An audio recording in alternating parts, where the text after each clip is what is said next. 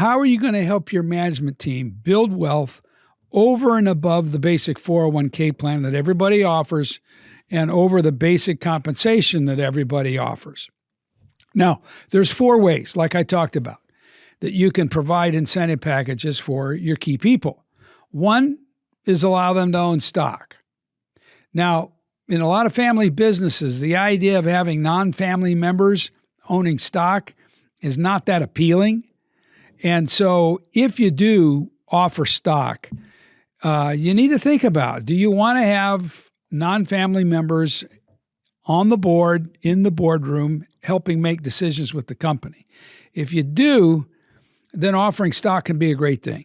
And there's a couple of different ways that you can offer the stock. One is you could just bonus the stock. When you do that, for every $1 of stock you bonus to them, they got to pick it up as ordinary income taxes. So it's from a tax standpoint, it's not that great of a deal. The second thing you can do is you can sell the stock to them on a note, and you just have to make sure, though, that if they owe you a note, that you're distributing enough every year in dividends or profits after tax to them that they could turn around and afford to pay you principal and interest payments. So you got to do the mathematics and the mechanics to make the stock ownership strategy work. And we help you chart out all those economics to see what makes the most sense if you're going to allow equity.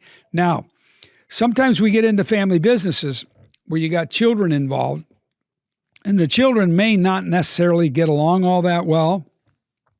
If you have a non-family member be a stockholder that can help be a swing vote when there's conflicts going on, that can be a really, really good idea.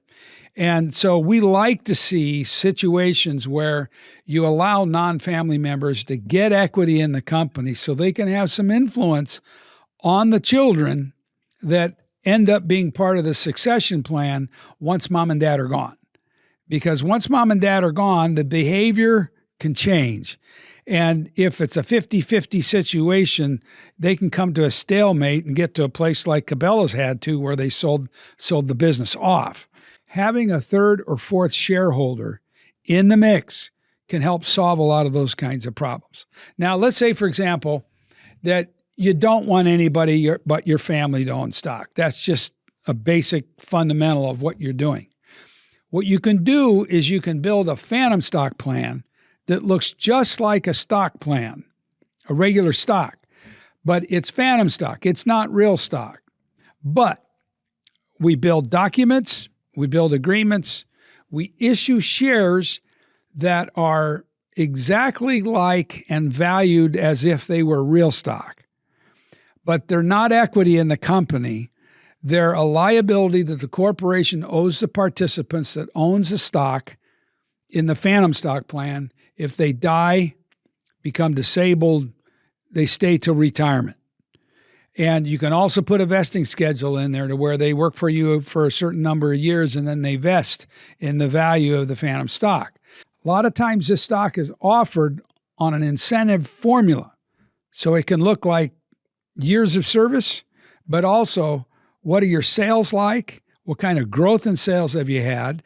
What kind of profit margins are you making sure that gross profit number looks like? Most plans don't go off a net profit because the employer, the owner, can play all kinds of games with net profit, including depreciation write-offs and those sorts of things. So we like to look at gross profit as kind of a key indicator. But you can set these benchmarks or key performance indicators, and if they hit those benchmarks, you can award these phantom shares to the participants. And they're valued exactly like real stock. So if they help grow the company from $1 to $10 down the road, guess what? They're going to get their shares bought out at the $10 valuation when they might have been offered at $1.